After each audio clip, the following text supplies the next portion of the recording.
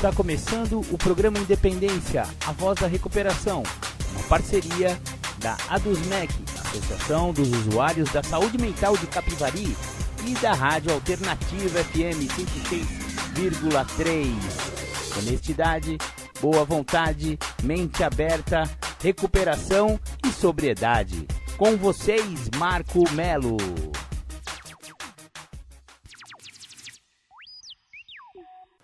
Muito bacana, sejam bem-vindos ao programa Independência, que já está no ar, trazendo informações sobre alcoolismo, sobre dependência química, que é também conhecida como adicção. Falamos também sobre codependência, que é a doença da família, exatamente. A família adoece junto com o dependente químico e com o dependente alcoólico, não tem jeito.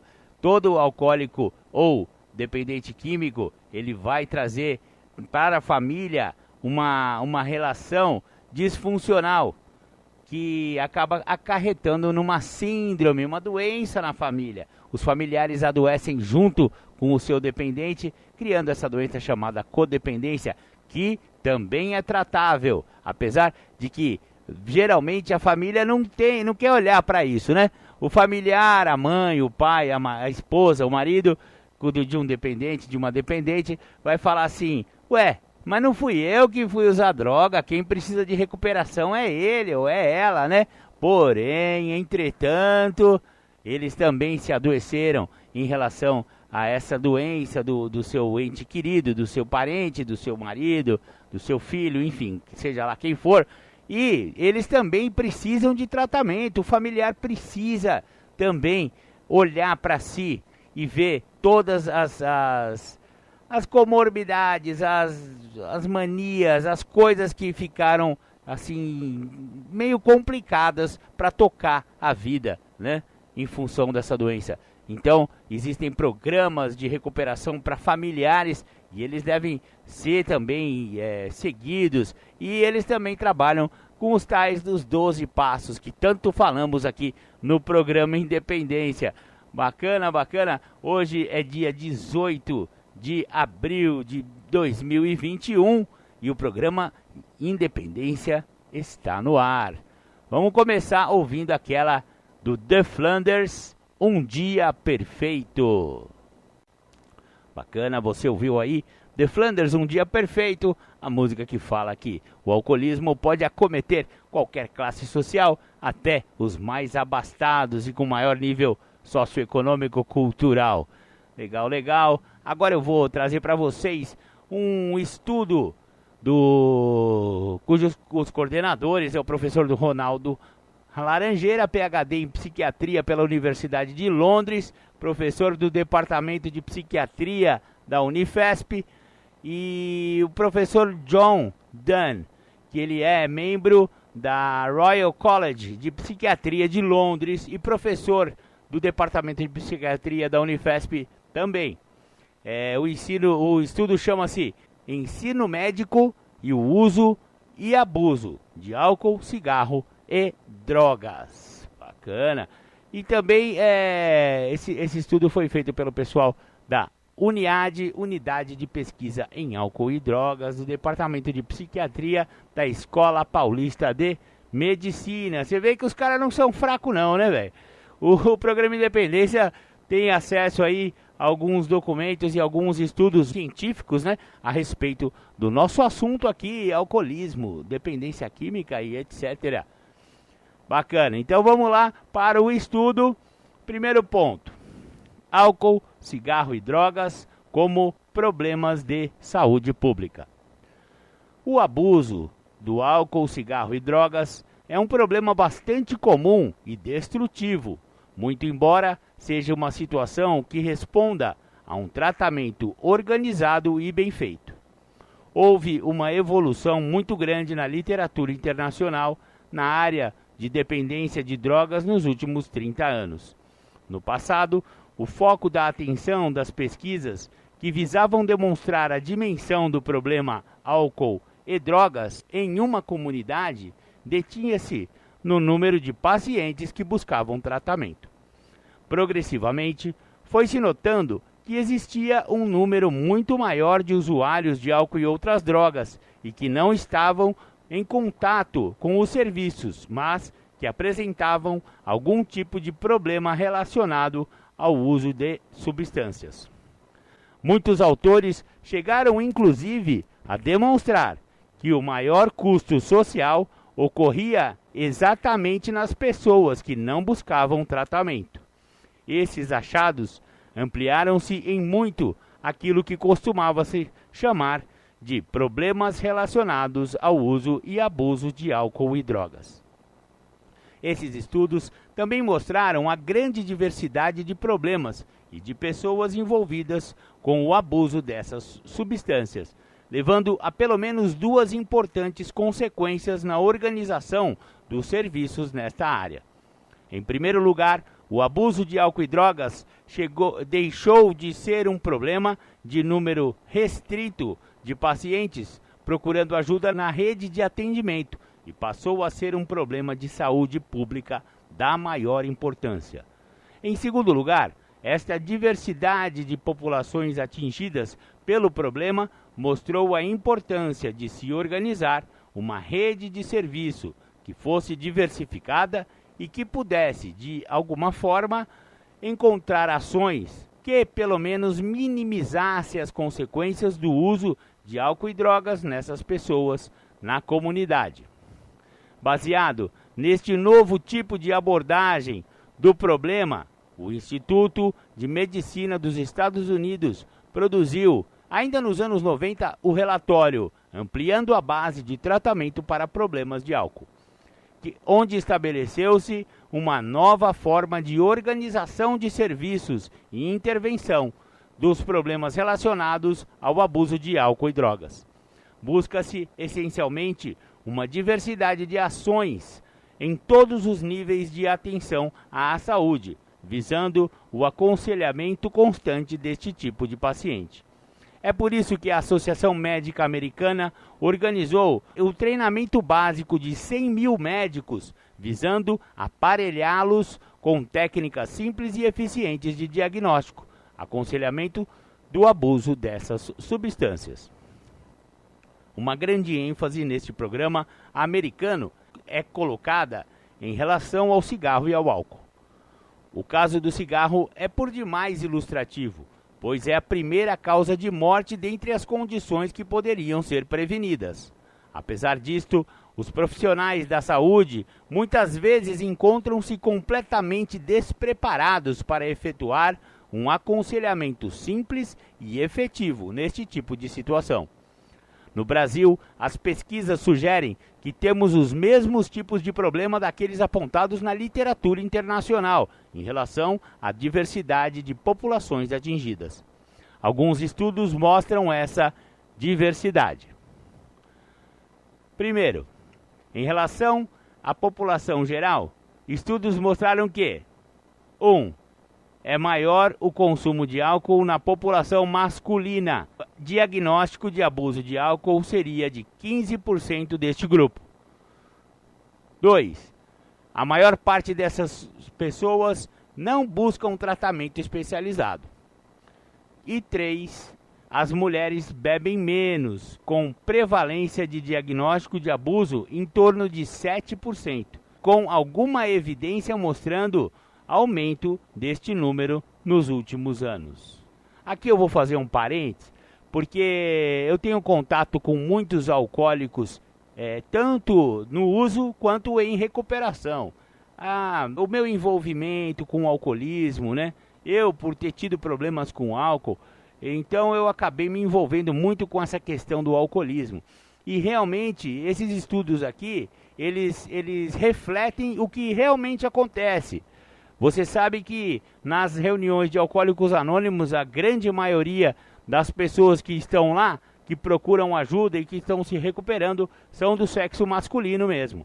Muito mais do que as meninas. E não porque, claro, você vê que as estatísticas mostram que é praticamente o dobro de homens que têm problemas com álcool do que as mulheres. Mas a relação, ou seja, o número menor de mulheres nas salas de Alcoólicos Anônimos, não refletem essa mesma proporção que apontam os estudos médicos.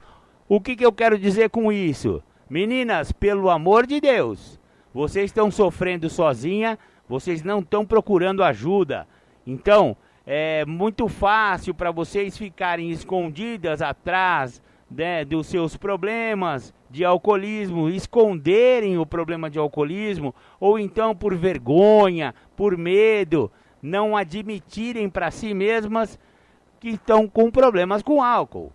Meninas, pelo amor, né? Vamos procurar ajuda, não fica sofrendo sozinha, procure uma sala de alcoólicos anônimos, é uma irmandade de homens e mulheres, e tem muitas alcoólicas em recuperação que podem ajudar você a entender e tratar o seu problema com álcool. Maravilha, vamos dar continuidade aqui com o estudo. Segundo ponto, em enfermarias e ambulatórios gerais, a população que busca alguma forma de assistência médica tem sido a mais estudada em termos de prevalência de abuso de álcool. As taxas de prevalência de abuso de álcool nesta população têm variado de 20% a 50%. Esses dados estão de acordo com a literatura internacional, que consistentemente tem mostrado o custo em termos de saúde do abuso de álcool e outras drogas para o sistema de saúde. Vários autores defendem a ideia de que tanto os hospitais como os ambulatórios gerais seriam lugares privilegiados para identificar e tratar de usuários de álcool e drogas no início de seus problemas. Em especial, a terapia breve tem sido constantemente mostrada como um método eficaz para o tratamento destes pacientes. Na Escola Paulista de Medicina, por exemplo, um estudo colaborativo com o Addiction Research Foundation do Canadá mostrou a eficácia deste tipo de intervenção breve com pacientes que buscavam tratamento. Aqui também o programa Independência vai colocar assim uma opiniãozinha a respeito desse segundo ponto. E ele está falando primeiro, o que é alarmante, né? As taxas de prevalência de abuso de álcool na população de enfermarias e ambulatórios gerais é de 20% a 50%. Significa que é 2 ou 3 vezes mais do que a população geral. Olha só, e que vários fatores interferem nessas estatísticas e que também as pessoas que procuram ajuda nos ambulatórios e nas enfermarias dos hospitais, nas emergências, né? O cara que está com problema, ou seja, vamos ser bem claro, o cara tomou demais aquele dia, tá mal, desmaia, tem coma alcoólico, tem vários problemas decorrentes do abuso de álcool, né? E vai parar nos PS aí, vai parar na Santa Casa, aqui no caso de Capivari, né? E aí tem que tomar glicose, dá trabalho e tal. E geralmente ainda não se instaurou o problema do alcoolismo estrito sensu, digamos assim. São pessoas que ainda vão desenvolver o alcoolismo, são jovens, às vezes adolescentes, que vão parar nessas enfermarias e nesses pronto-socorros aí, nas emergências, e que ainda poderiam ter muitos anos de sofrimento pela frente, e terão, se não tratarem desse alcoolismo iminente. Ou seja, esses enfermeiros e esses médicos dos atendimentos gerais dos hospitais, eles precisam de muita preparação e talvez encaminhamento para os sistemas do programa de AA, do programa de narcóticos anônimos também, por que não? Porque essa molecada aí, esses jovens que estão dando trabalho aí com excesso de álcool, ainda não desenvolveram o alcoolismo, provavelmente vão desenvolver. Então, e a eficácia do tratamento dessas pessoas jovens é muito legal e vale a pena, né, segundo os estudos aí, vale a pena investir aí no tratamento de pessoas que ainda vão perder para o álcool, não perderam ainda. Está a tempo de salvar muita coisa na vida desse jovem ou dessa jovem. Maravilha, maravilha. Vamos dar continuidade aqui com o texto. 3. Em enfermarias psiquiátricas existem evidências mostrando a preponderante participação do álcool nas internações por dependências no Brasil. Dados da Secretaria da Saúde do Estado de São Paulo mostram que cerca de 50% das internações psiquiátricas masculinas são por alcoolismo. Isso também vem de encontro ao que a gente acabou de falar, né? Que a maioria são homens mesmo, e você vê que os dados, 50% das internações psiquiátricas dos homens é por causa do álcool.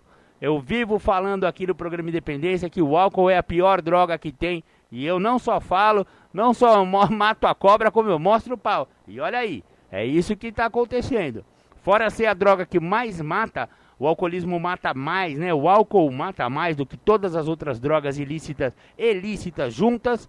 Além disso, 50% das pessoas internadas hoje são por alcoolismo. Quarto ponto. Quanto aos meninos e meninas de rua, estudos mostram que 82,5%, não estou mentindo não, ó, 82,5% dessa população faziam algum uso de droga, sendo as drogas mais consumidas os solventes, 80%, a maconha, 60% e a cocaína, 46%. Esse também é um dado muito alarmante, muito triste, né? Meninos e meninas de rua, praticamente todos, né? Tem algum envolvimento com o uso de drogas. E é muito triste isso. E é uma realidade brasileira vergonhosa ter crianças, né, nas ruas, principalmente das grandes cidades. E você vê, elas fazem uso de solventes em grande parte, né? É o famoso vamos cheirar uma colinha, né? Ou então um lolozinho, né? É triste. Vamos dar continuidade. Quinto, ponto 5, né? Entre estudantes de escolas públicas, um dos estudos mais ilustrativos da complexidade do uso de drogas em nosso meio foi feito com estudantes do ensino básico. Por 3 vezes seguidas, num espaço de 7 anos, pesquisadores avaliaram o padrão de consumo de drogas nesta população. O resultado foi bastante diferente do padrão de consumo apresentado pelos usuários de drogas que procuram tratamento. As drogas mais usadas pelos estudantes, prestem atenção, foram as drogas lícitas, não é as proibidas. Os estudantes usam mais droga permitida, galera. Como, por exemplo, o álcool, os benzodiazepínicos. Pra gente traduzir, é bom a gente botar nome, porque esses nomes científicos aí a gente fala de modo geral, parece que a pessoa não sabe o que é. Ó, benzodiazepínico é o clonazepam, também conhecido como Rivotril, diazepam, também conhecido como Valium, e midazolam, também conhecido como Dorminide. Então você pode ver a sua caixinha de remédio aí da sua casa, se não tem esses remedinhos aí, esses são os mais usados entre adolescentes das escolas públicas. E geralmente, como eles conseguem, se é um medicamento controlado, como eles conseguem usar droga lícita, porém controlada? É com certeza dentro do armarinho de remédio da mamãe e do papai. Então, muito cuidado com os nossos jovens aí, eles estão usando mais droga de dentro de casa, droga que compra com receita médica lá na farmácia. Bom, para terminar, as outras são também o cigarro e os solventes. Solventes é colinha, lolozinho, lança-perfume universitário e etc. Benzina, thinner, tem tantos inalantes, né? Essas também são drogas que elas são lícitas no sentido de que você compra em qualquer loja, né? Você vai lá numa loja de ferragem, numa loja de material de construção e compra uma latinha de cola, não vou nem falar a marca, põe num saquinho plástico e vufi, vufi, vufi, e fica muito doido ouvindo sirene para tudo quanto é lado. Bom, vamos dar continuidade. Esses dados são muito importantes, pois colocam em perspectiva as informações oriundas das clínicas e mostram a outra face do consumo de drogas entre a população mais jovem. 6. Cigarro e saúde pública. Em relação ao cigarro, não temos muitos dados epidemiológicos sobre a prevalência. Muito embora as informações tendem a apontar que 35% dos homens e 30% das mulheres são fumantes. As consequências diretas em termos de mortalidade apontam que pelo menos 200 mil brasileiros morrem todos os anos devido ao cigarro. Em resumo, podemos dizer que o abuso de álcool e de outras drogas não pode mais ser visto como um problema isolado, onde predominam os quadros extremos, como os alcoólicos e usuários de droga, com muitos problemas associados e que buscam tratamento. Devemos encarar como um problema de saúde pública complexo que atinge vários setores da população e que demanda intervenções complexas e integradas. À semelhança do que ocorreu em outros países, não podemos nos dar por satisfeitos e acharmos que a solução do problema estaria nas clínicas especializadas de psiquiatria, mas que todos os profissionais de saúde deveriam estar minimamente aparelhados para identificar e tratar eficientemente esses problemas. Ensinar esses profissionais nestas tarefas é uma ação complexa na qual todas as escolas de medicina, enfermagem, serviço social, psicologia deveriam estar preparando seus professores para esse desafio. A seguir, discutiremos brevemente o que a Organização Mundial da Saúde, bem como alguns países desenvolvidos, estão propondo no sentido de estimular faculdades que formam profissionais de saúde a enfrentar o problema. Você vê que esse estudo ele é bem específico para estudantes de medicina, estudantes de psicologia, estudantes de serviço social e de enfermagem, enfim, né? São os profissionais que estão na linha de frente. Agora estamos numa pandemia, realmente fica complicado falar sobre isso, mas na formação dos nossos profissionais da saúde aqui no Brasil, esse ponto deveria ser muito mais, deveria estar muito mais sendo ofertado alguma formação a respeito de alcoolismo, doenças como adicção, dependência química, né? E até a codependência. E é essa que é o foco desse estudo aqui que eu estou disponibilizando hoje para vocês. Bom, vamos pro segundo capítulo, que é a proposta da Organização Mundial da Saúde e dos países desenvolvidos em relação aos profissionais de saúde. Quando a gente fala países desenvolvidos, é porque a gente não tem estudos suficientes aqui no Brasil, né? A gente sempre está mencionando estudos dos Estados Unidos e da Europa. Por quê? Porque o Brasil é muito ruim de serviço. A gente não faz aí o beabá em relação à pesquisa científica, né? E cada vez mais está sendo tirada a verba desses pesquisadores em todas as áreas, né? Estamos nos desequipando, cada vez mais estamos sendo contra a própria ciência. Mas isso aí é uma outra questão, vamos dar continuidade aqui. A Organização Mundial da Saúde vem se preocupando com o treinamento dos profissionais de saúde em relação aos problemas de álcool e drogas. Num primeiro levantamento feito nos países europeus, mostrou que poucos países tinham programas relativamente bem coordenados que ensinavam boas técnicas de identificação e tratamento para a maioria dos profissionais da saúde. Por outro lado, a grande maioria dos países europeus na época dos anos 90 não tinham programas que minimamente informassem esses profissionais. A partir de algumas reuniões que se seguiram, algumas conclusões foram obtidas. 1. Era necessário chamar a atenção dos educadores médicos para a complexidade do problema álcool e drogas e enfatizar a necessidade de programas específicos para criar conhecimento nestas escolas. 2. Os programas deveriam ter uma ênfase no treinamento prático dos problemas mais comumente encontrados em cada comunidade. Especial atenção deveria ser prestada nas dificuldades e bloqueios que os profissionais de saúde têm com este tipo de paciente e mudanças de atitude em relação a esses comportamentos seria primordial para um sucesso neste tipo de treinamento. 3. ênfase especial deveria ser dada aos profissionais da rede básica de saúde, pois são eles que têm contato maior com estes pacientes e suas famílias. 4. ênfase também deveria ocorrer na mudança organizacional a ser feita na estrutura das faculdades de medicina para estimular e apoiar os profissionais que queiram se especializar nesse tipo de programa.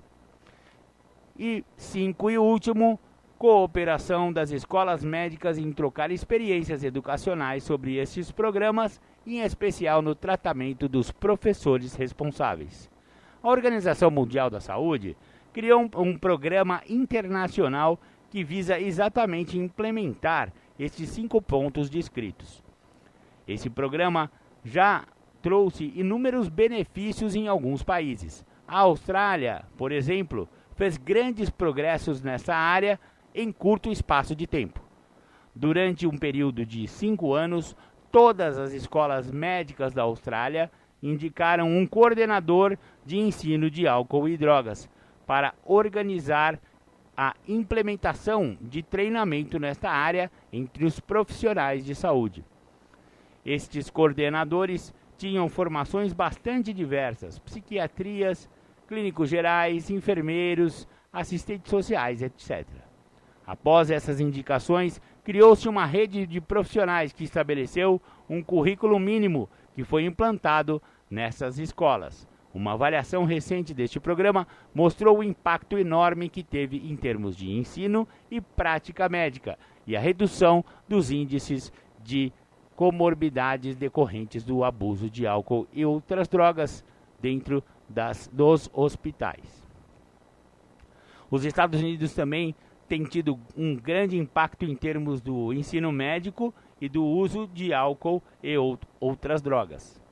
Como referido acima, a AMA, American Medical Association, está desenvolvendo um programa de ensino para 100 mil médicos já graduados.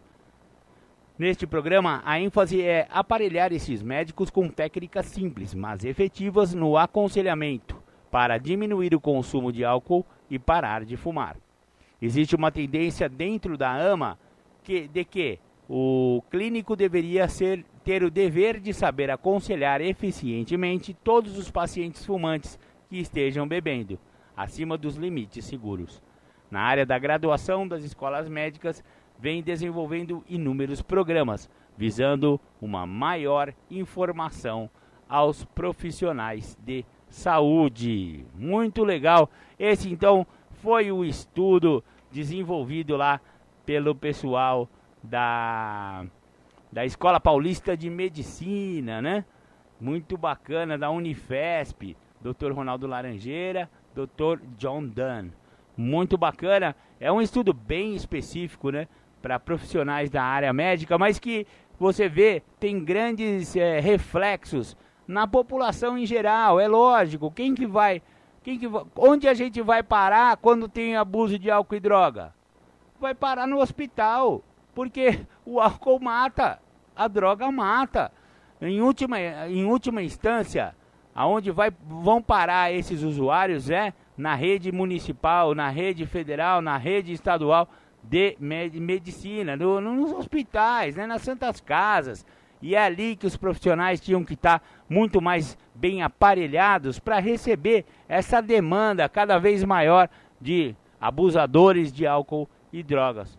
O programa Independência bate bastante na tecla aí do tratamento, mas conhecemos também as alternativas, porque, claro, vai acabar parando no hospital se não parar de usar antes, mas dá para parar de beber e dá para parar de usar álcool e droga através dos programas de 12 passos de Alcoólicos Anônimos, de Narcóticos Anônimos. A gente vive divulgando aqui. Então, Se você não quiser morrer, ou então se você não quiser ir parar lá na Santa Casa com coma alcoólico, meu primo, pelo amor, né? Vamos primeiro chegar numa sala de alcoólicos anônimos, vamos se render, né? Vamos admitir que tem problema com álcool, que tá bebendo demais, que tá bebendo toda semana, todo dia, vai saber qual que é, sabe? Então tem como você evitar essa multidão de problemas relacionados ao abuso de álcool e drogas. Posteriormente vão acontecer, é inevitável, é uma doença progressiva, ela é incurável e ela tem fins fatais se ela não for interrompida.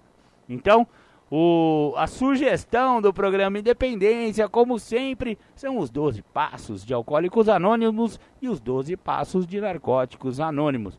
Maravilha, maravilha! Então, já que falamos tanto de pinga, vamos ouvir aí do The Flanders, como sempre, a Mardita. Muito legal, você ouviu aí The Flanders, a Mardita, que fala de maneira assim jocosa, bem humorada, e dá uma puxadinha de orelha na sociedade, falando, né, quais são as consequências da cachaça, né? Muito legal a música. Os The Flanders falam bastante sobre recuperação, né?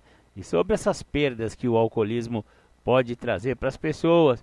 Um dos integrantes da banda teve problemas com álcool e eles colocam bastante isso nas letras das músicas dele. Por isso o programa Independência usa bastante as músicas do The Flanders aí para exemplificar algumas coisas sobre alcoolismo. Muito legal. Eu tô com um estudo aqui, mais um estudo. Ei, Marcão, você gosta de mostrar estudos científicos. Sabe por quê? Somente eu colocar opinião, principalmente a minha própria opinião do Gordelo aqui. Né, quem sou eu, né? Eu não sou uma autoridade, né? Eu sou só um jornalista que faz meus estudos, né? Eu fico correndo atrás realmente de pessoas que estudaram a fundo a problemática do alcoolismo, do uso de drogas e tal. Então, as pesquisadoras Juliana Surjan e Alessandra Diel Reis, elas fizeram um estudo muito interessante a respeito é um estudo colaborativo da Organização Mundial da Saúde. E o tema é a influência do álcool e outras drogas nos traumas atendidos no pronto-socorro do Hospital São Paulo.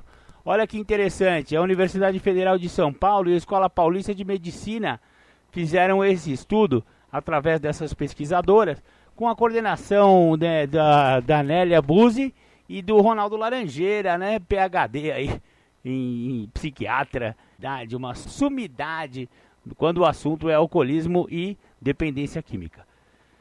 Então elas fizeram um estudo, foram lá na universidade, né, no pronto-socorro do Hospital São Paulo e ficaram lá, levantaram 518 pacientes que deram entrada no pronto-socorro durante muitas horas, né?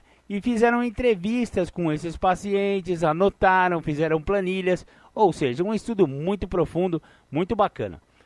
Então, quais os resultados que ela chegou?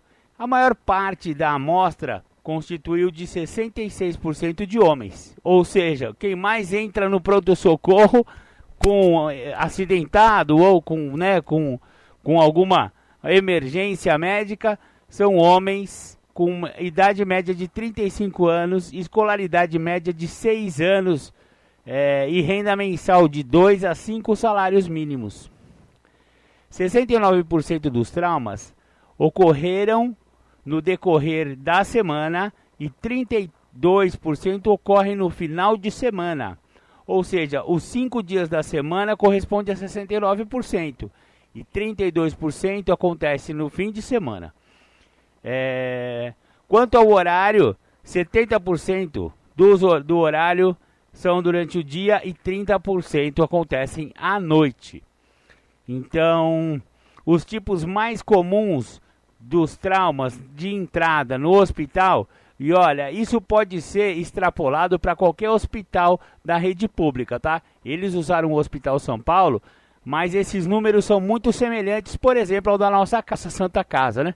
Então, vamos extrapolar aí, a maioria das unidades de saúde do Brasil tem números semelhantes a esse daqui. Os tipos mais comuns de traumas foram cortes, ferimentos abertos, 32%, escoriações e ferimentos superficiais, 32%, torções e luxações, 17% e fraturas, 12%. Então são acidentes, são traumas, né? Caiu, bateu a moto, caiu de carro, bateu, enfim, né? A causa da maior parte dos acidentes foi não intencional, 84%. As agressões correspondem a 11%, sendo que 70% das agressões foram cometidas por estranhos e 30% das agressões, 1/3 dos agressores são familiares ou amigos. Entre os casos de agressões, quase metade dos pacientes tinham a certeza que o agressor estava sob o efeito do uso de álcool. Olha só, então metade das agressões que dão entrada nos prontos-socorros são porque o nego tá mamado e enfiou a mão na cara, ou vai saber que mais onde que ele fez, para arrebentar a pessoa, o seu familiar, o seu ente querido. Então a pessoa enche a cara e ainda bate nos outros, ainda agride as pessoas e a pessoa vai parar no pronto-socorro. Olha só o preço que o álcool cobra, né? Então, quando interrogado sobre o local onde estavam quando começaram a beber, a maioria dos pacientes respondeu que estava em bares ou restaurantes, ou seja, em lugares que frequentemente se bebe. 13% estavam bebendo em casa. Quando comparamos o local onde os pacientes estavam bebendo com o local onde sofreram os acidentes, verificamos que, em geral, eles estavam bebendo em bares e restaurantes ou em casa e sofreram um acidente no trabalho ou no caminho do trabalho. Olha que interessante esse dado. Então, a pessoa bebe no barzinho e depois sai aí, provavelmente dirigindo. Se não for dirigindo, sai a pé, mas sai bem louco e acaba fazendo besteira, né? Foram obtidos níveis positivos do bafômetro em 13% dos casos. Desses, 89% eram homens e 11% eram mulheres. Então você vê que a esmagadora maioria dos bêbados que entram nos hospitais estão sob efeito do álcool são homens, 89%. A quantidade média de álcool consumido nas 6 horas que antecediam ao acidente foi de 101 miligramas. Essa quantidade equivale a mais ou menos 6 latas de cerveja ou um copo de 250 ml de pinga. Você vê que os caras tá chegando já bem louco lá no pronto-socorro, né? Quanto ao consumo de drogas, os testes de urina foram positivos para cocaína em 3,2% dos casos, para benzodiazepínicos, ou seja, né, aquilo que eu falei, Rivotril, Valium, Dorminide, 5% dos casos, e maconha, 13% dos casos.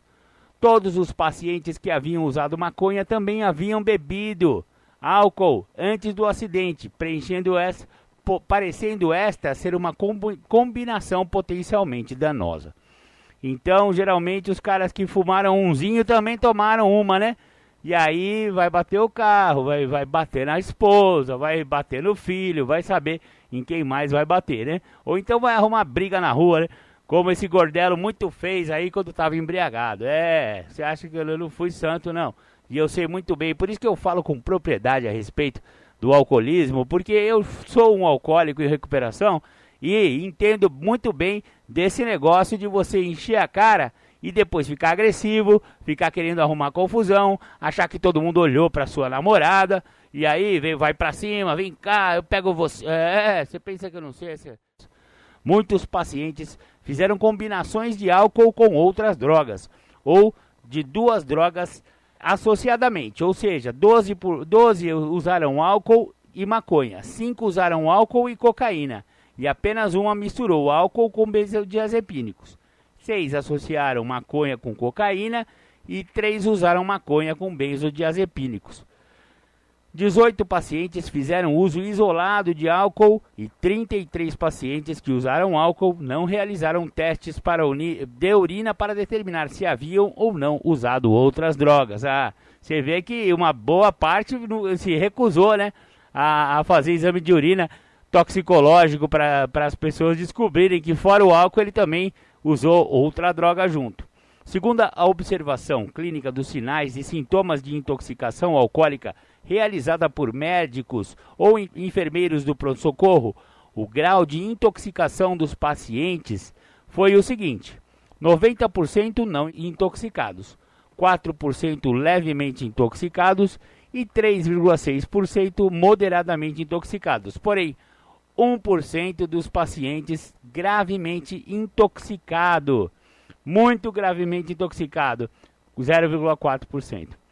Então você vê que, se você colocar os levemente, os moderadamente, os gravemente e os muito gravemente, isso aí dá 10%.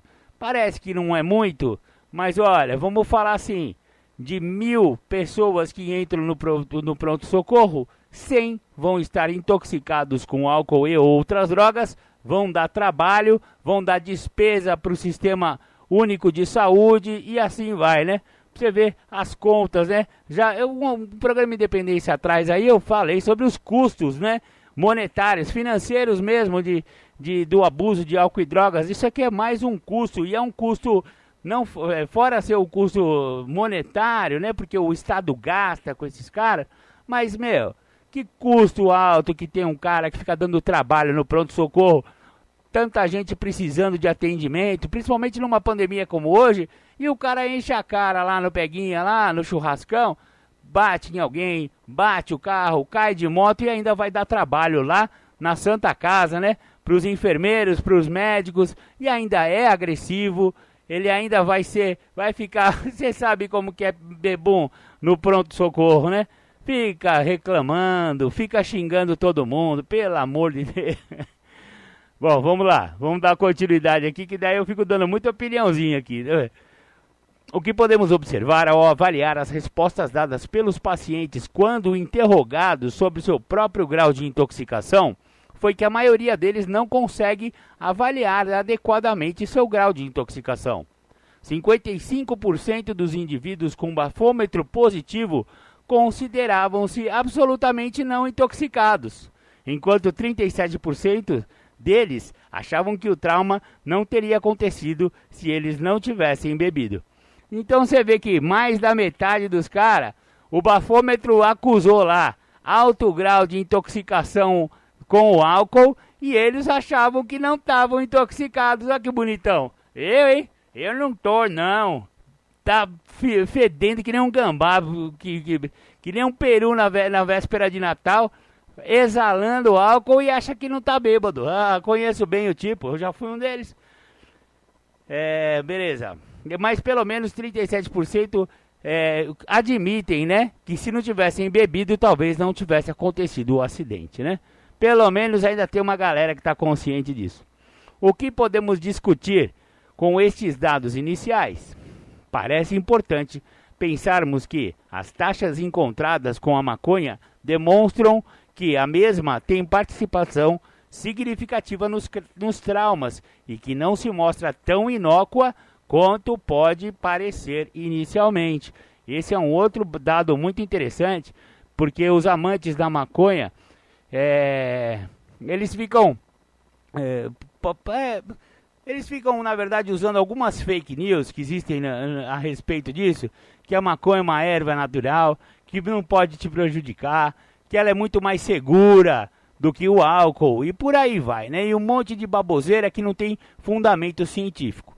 Então, esse estudo aqui fala justamente isso, que os caras que estavam sob efeito de maconha também causaram acidentes no pronto-socorro e foram lá dar trabalho para os médicos e enfermeiros do pronto-socorro. E aí, isso mostra que ela não é tão inofensiva, né? Tão inócua quanto pode parecer. Então não caia nessa besteira de achar que, não, uma ervinha é tranquilo, posso fumar e dirigir, né? Que não dá nada, né?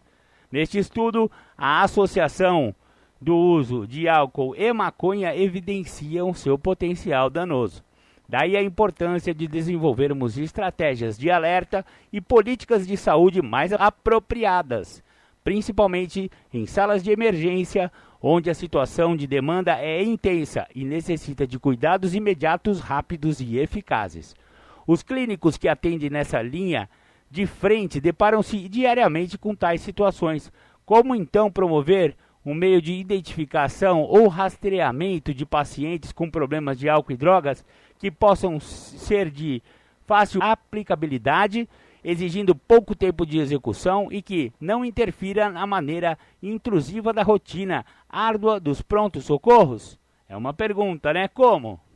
Essa questão precisa de um treinamento pessoal e carece de mais esforços, sendo um dos objetivos preteridos pela Organização Mundial da Saúde em todos os países que participaram desse mesmo estudo. Outra questão que suscita discussão refere-se aos dados sobre o local em que os acidentes ocorreram.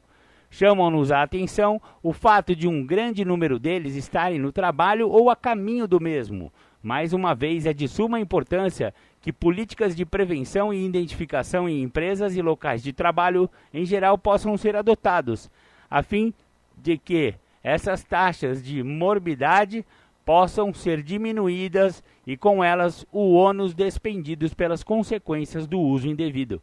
Os planos para um futuro breve é que este mesmo levantamento possa ser feito nas principais metrópoles das várias regiões do país, visando promover dados que possam refletir a realidade brasileira com todas as suas discrepâncias culturais e não somente o panorama de São Paulo. Para tanto, ainda se faz necessário um patrocínio que viabilize este projeto maior.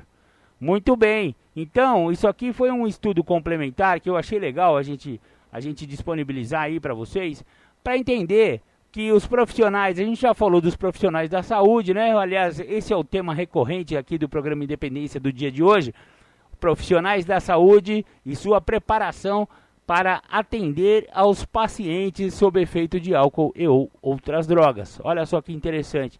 Então você vê que realmente os custos do uso abusivo de álcool e drogas são muito grandes e eles oneram não só o Estado, como a paciência da sociedade e os pobres funcionários da saúde, dos hospitais gerais, que têm que lidar com essa nova demanda de pessoas sob efeito.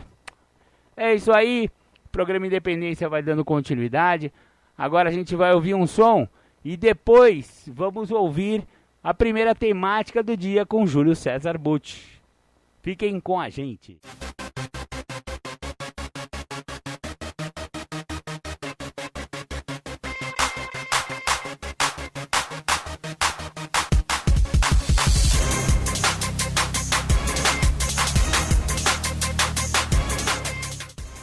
Voltamos a apresentar programa Independência, a voz da recuperação.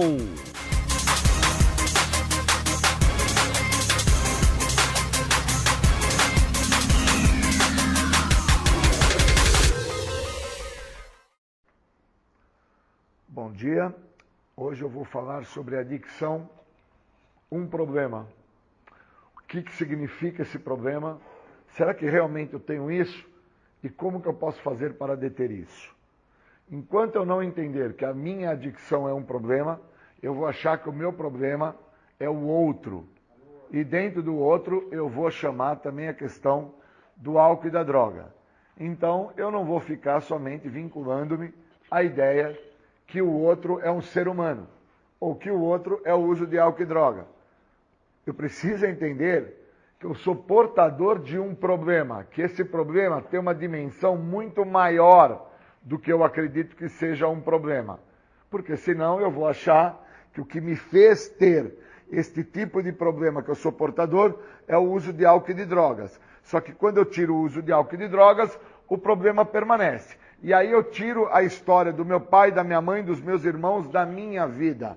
E aí eu entendo que o problema permanece. E aí eu tiro a dinâmica, a vivência dos meus empregadores, da minha falta de dinheiro, dos meus problemas de ordem socioeconômico. e entendo que o problema permanece. Então eu tenho que entender que a adicção é um problema. Problema esse tão maior do que eu compreendo, que se eu não der a devida atenção, esse problema não vai deixar de existir. E, obviamente, algo que eu encontrei no decorrer da minha vida, para que eu não veja esse problema, chamado uso de álcool e droga, vai fazer parte, e eu vou continuar por fazer parte do uso de álcool e de drogas por inúmeras repetidas vezes.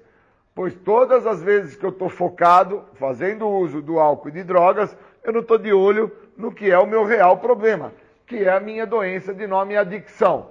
Que alguns têm adicção por comida, outros têm adicção por compra, outros têm adicção por exercício, outros têm adicção por depressão. Cada um desenvolve um parâmetro dentro da doença da adicção e vive isso. No meu caso era o uso de álcool e de drogas. Quando eu detive o uso de álcool e de drogas, eu entendi que eu tinha um problema muito maior comigo do que o uso de álcool e de drogas. Ou eu olhava esse problema com uma devida atenção e dava a devida atenção, ou então esse problema nunca ia deixar de existir. Porque eu não entendia que essa adicção significava a minha escolha de vida. Eu tinha uma escolha de vida. Adicto por uma escolha de vida. Escolha de vida essa tortuosa, comprometedora, escolha de vida que não me deixava saber quem eu era, uma escolha de vida que me fazia ser cúmplice, ser conivente, ser uma pessoa ausente a quem eu sou de verdade. E aí eu era cúmplice e conivente de outras pessoas que tinham outros tipos de transtornos, ou eram pessoas que tinham transtornos de ordem neurológica, esquizofrênicos, psicóticos, ou eu era cúmplice de drogado, de alcoólatra, de vagabundo, de preguiçoso. E eu não entendia que o meu problema era muito maior do que o meu uso de álcool e de drogas. Eu tinha uma escolha de vida, que era estar junto com aquelas pessoas, era viver com aquelas pessoas, era acreditar que aquelas pessoas a quais eu estava junto, eu até era melhor que elas. E não via que a gravidade dessa minha maneira de pensar não me deixava entender o quanto pior eu era. Aí é que eu chego ao ponto de ver, será mesmo que eu tenho esse problema, que é tão problemático assim? Será mesmo que eu tenho esse transtorno chamado adicção, que é reconhecido aí pela Organização Mundial da Saúde, que as pessoas falam que quem tem esta doença morre, chega ao estado de loucura? Será mesmo que eu tenho isso? Eu nunca deixei com que o outro mostrasse para mim o que eu tenho. Eu sempre acreditei que o meu problema estava no uso de álcool e no uso de drogas. E que quando tirasse o uso de álcool e o uso de droga na minha vida, a minha vida ia melhorar, eu ia ter progresso. Só que tirou o uso de álcool, tirou o uso de drogas, eu fiquei sem usar álcool e drogas por mais de 2 décadas e eu vi que eu não tive esse tal progresso. Ao contrário, eu tive inúmeros outros progressos de forma comprometedora e nociva em várias áreas da minha vida, desde que eu tirei o uso de álcool e de drogas. Porque enquanto eu tinha o uso de álcool e de drogas, eu não entendia que inúmeras áreas da minha vida estavam sendo prejudicadas.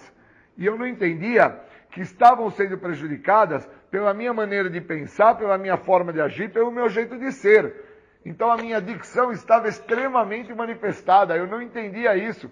Eu não tinha essa compreensão. Que eu tinha um problema muito maior do que o uso de álcool e de drogas, que algumas pessoas falavam que tudo que acontecia na minha vida é porque eu bebia e porque eu tomava droga na veia, porque eu fumava crack, porque eu bebia pinga, porque eu cheirava pó, eu fumava maconha, e eu ficava escutando as pessoas falar isso, e eu começava a acreditar nisso. E eu não via que eu era amigo de maluco, eu era amigo de esquizofrênico, eu era amigo de vagabundo, eu era amigo de preguiçoso, eu era amigo de cara que não queria lidar com a verdade, com o corpo que tinha, com a cor do cabelo que tinha, com o tamanho do pé que o cara tinha, que o cara não gostava do pinto dele, o cara não gostava da bunda dele, o cara não gostava do pai dele, da mãe dele, o cara não gostava das pessoas que viviam ao lado dele, que o cara tinha inveja e ciúmes da irmã, do primo, do tio. O meu problema era muito maior, porque somente agora é que eu me dou conta do tamanho do meu problema e entendo a gravidade do meu problema, porque será mesmo que eu tenho isso? Eu tenho, lógico que eu tenho. E onde mostra que eu tenho isso, cara? Dentro dos problemas que eu acabei por trazer para mim, sem o uso de álcool e de droga, que são problemas que me comprometeu na minha saúde, me comprometeu na minha família, me comprometeu no meu trabalho, me comprometeu nos meus relacionamentos. Eu passo a me relacionar com pessoas sempre abaixo da possibilidade desta pessoa falar para mim o que eu preciso fazer. Enquanto eu me relaciono com pessoas que elas não vão ter consigo o poder de me mostrar quem eu estou sendo, obviamente eu tenho um problema, porque eu não vou deixar de ser aquilo que eu estou sendo, porque as pessoas a quais eu me relaciono são sempre pessoas que têm uma probabilidade muito menor do que aquela que eu apresento. Então eu me vejo sempre muito melhor do que elas. E na verdade, eu sou pior do que essas coitadas. Porque essas já estão comprometidas neurologicamente, psiquicamente, comportalmente, socialmente. Elas estão extremamente comprometidas. Estão extremamente, de uma forma muito profunda, abaladas. Então eu tenho um problema, sim, um problema grandioso. Tirei o uso de álcool e de drogas e o problema se manifestou. E agora o que é que eu faço? O que significa ter adicção? Cara, eu tenho isso, sim. O que eu posso fazer para deter isso? Se eu ainda continuo dentro das minhas prevaricações, da minha mentira, eu ainda continuo sendo um covarde emocional, me relacionando com tipos de pessoas que não vão falar para mim o que eu preciso fazer. Continuo estando junto com esses tipos de pessoas e acho que o meu problema estava no uso de droga e que agora eu posso ser estelionatário, ladrão, mau caráter, eu posso ser um cara que vou trair minha mulher, que não preciso trabalhar, ou então que eu posso arrumar um empreguinho aqui, outro empreguinho ali, e não vejo que eu tenho um problema muito maior do que aquele que eu achava que era um problema quando eu estava envolvido de uma forma muito profunda, como se eu estivesse atolado numa areia movediça, que era quando eu estava usando álcool ou drogas. E aí eu fui resgatado dessa areia movediça, e quando eu saio desta areia movediça, eu entendo que os meus problemas são tão maiores, que quando eles se mostram, e se eu não tenho alguém ao meu lado, que para os momentos que esses meus problemas estão se mostrando, esses meus problemas vão tomando vida, vão tomando corpo, e vão, de uma certa maneira, tomando uma proporção que eu acabo por perder a possibilidade de deter esse problema. E, obviamente, o resultado final vai se concretizar. Pois o resultado final de quem é portador da doença da adicção, no meu caso, uso de álcool e drogas, é o uso da substância. Então eu sou portador de uma doença que trabalha na minha maneira de pensar, não me deixando pensar sobre a grandiosidade e o que é ser portador dessa doença. Sou portador de uma doença que trabalha dentro do meu agir, que não me deixa perceber como está sendo a forma de agir que eu estou tendo. Cúmplice, conivente, imprudente, incoerente, participativa, junto de pessoas que estão numa condição e num grau de loucura muito pior do que o meu. Eu sou portador de uma doença, cara, que ela trabalha dentro do meu ser. Ela faz com que o meu ser, dentro da totalidade do meu ser, onde a minha maneira de pensar, minha forma de agir, meu jeito de ser, fique dominado por esta doença. E uma vez dominado por esta doença, todos os resultados finais desta doença me levam a estar fadado à possibilidade do uso de álcool e drogas. Porque todas as vezes que eu tive dentro do uso de álcool e drogas, as pessoas que de uma certa forma, através de uma condição normal, numa maneira íntegra, lúcida de pensar, as mesmas olhavam para mim e falavam, isso não é normal o que ele está fazendo. Isso que ele está fazendo não é certo. Mas as mesmas não tinham o grau de aprofundamento para entender que não era normal, não era certo, não era a questão da droga que eu estava fazendo uso. Não era normal e não era o certo a minha maneira de pensar para usar droga, a minha maneira de agir que me levava a usar droga, a minha forma de ser que me levava a pensar e agir para usar drogas. Então, quando eu paro tudo isso e entendo que eu tenho um problema e que esse problema é muito maior do que eu penso ter, eu abro as portas para me recuperar.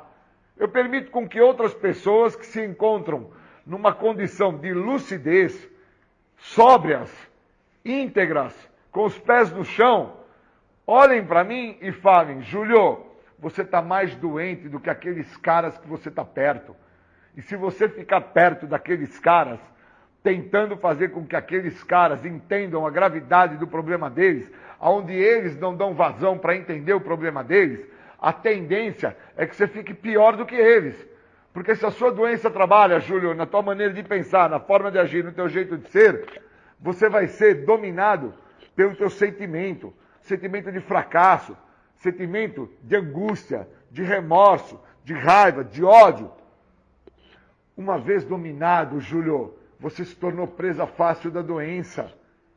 E se você não olhar com profundidade, cara, com atenção, se você não der a devida atenção ao que você é portador, à sua adicção, você não vai entender que a tua adicção, ela trabalha na tua maneira de pensar, ela trabalha no teu jeito de agir, ela trabalha no teu jeito de ser. E você, independente de todo o teu tempo que você tem de sobriedade, ela pode estar trabalhando de uma forma nociva, para te comprometer, para te deixar sentir sentimentos que você não precisa senti-los. Ou você para isso, cara, ou você está fadado a tentar buscar fora de você uma saída fácil e rápida.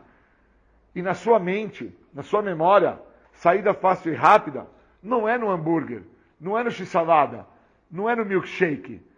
É na maconha, Júlio. É na cocaína, Júlio. É tomando um gorote de pinga, Júlio.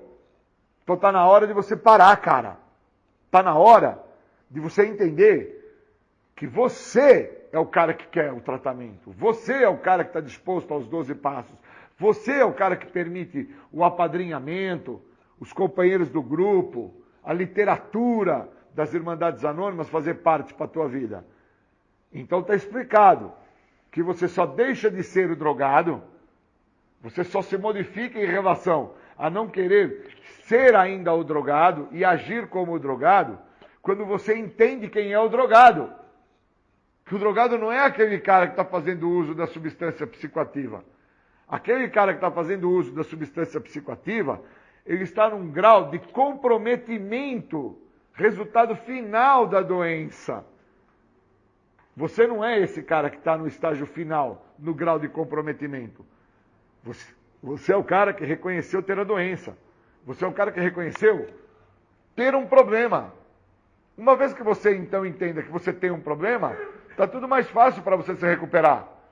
Está tudo muito mais fácil para você se recuperar. E você agora tem uma chance ímpar de se recuperar. Chance essa que pode fazer toda a diferença na sua vida. Porque você está disposto com que essa chance cresça, com que esta chance floresça. Qual é esta chance? É o programa de recuperação das Irmandades Anônimas. É permitir com que o programa funcione na sua totalidade em todas as áreas da sua vida. É não mais ficar focado que o seu problema era o uso de álcool e de drogas, e sim entender que o seu problema maior chama-se adicção. Não se chama cocaína, não se chama crack, não se chama maconha, não se chama o outro, se chama adicção.